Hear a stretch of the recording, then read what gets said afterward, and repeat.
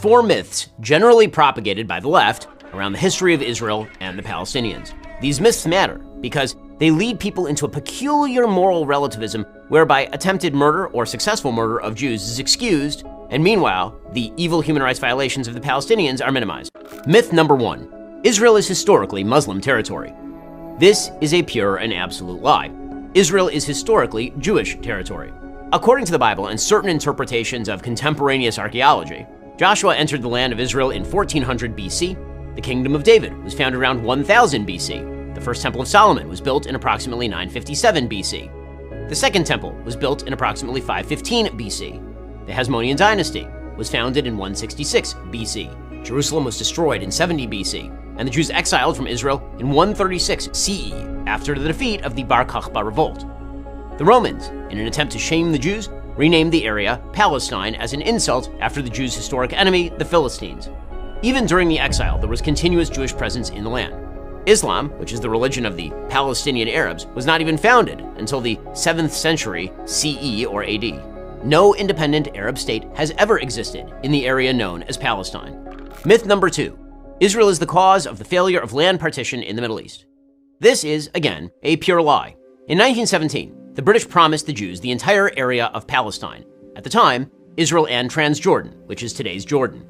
In 1920, the Arabs began pogroms, a mass murder of Jews, in Jerusalem as a sign of anger at the British mandate in Palestine.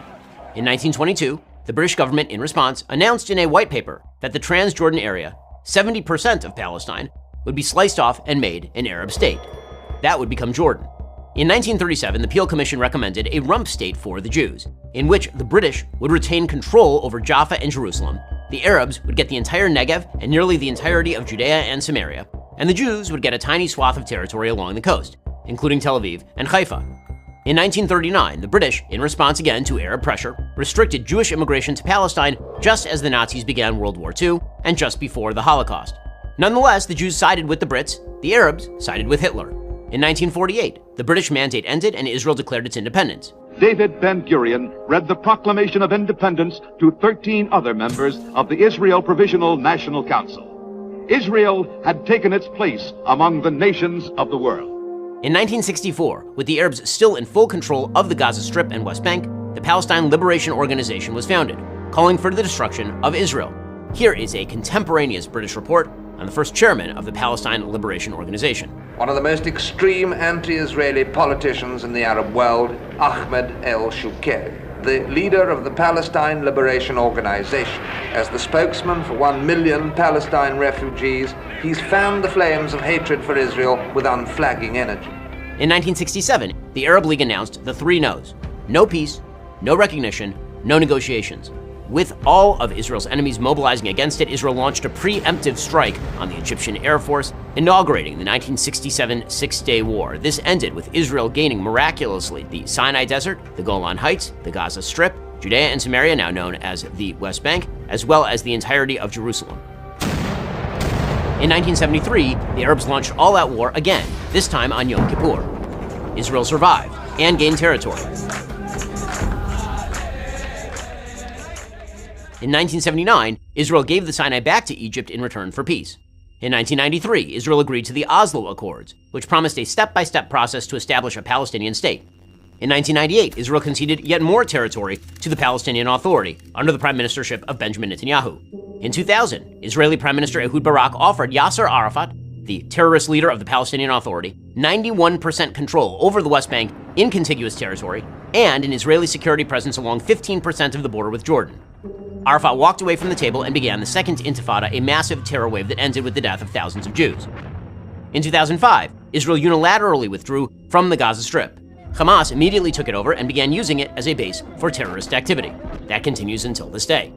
In 2008, Israeli Prime Minister Ehud Olmert offered even more than Barak in terms of territory, with some land swaps to maintain Jewish-populated areas in exchange for some Israeli territory. Olmert even offered to relinquish Israeli sovereignty at the Temple Mount, the holiest site in Judaism, as well as the entire Old City of Jerusalem to a 5-member non-sovereign international trusteeship comprising Israel, the PA, Jordan, the US, and Saudi Arabia. PA head Mahmoud Abbas walked away without a counteroffer. Myth number 3. Israel expelled all Palestinian Arabs from British Mandate Palestine. This is, again, a lie. Israel's founding documents asked Arabs to stay. Israel's Declaration of Independence, in the middle of an ongoing war with Arab nations, reads, quote, "We appeal, in the very midst of the onslaught launched against us now for months, to the Arab inhabitants of the State of Israel to preserve peace and participate in the upbuilding of the state on the basis of full and equal citizenship and due representation in all its provisional and permanent institutions." Debate has raged for decades over how many Arabs left the nascent State of Israel thanks to expulsion and how many left because they were told to leave by their own leaders. An estimated 250,000 to 300,000 refugees left before their homes were even in a war zone. We didn't compel them to leave.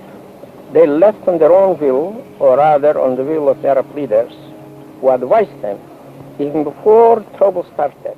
The collapse of Arab society during the 1947-48 war, leaving many Arabs without a means of support, has been well documented.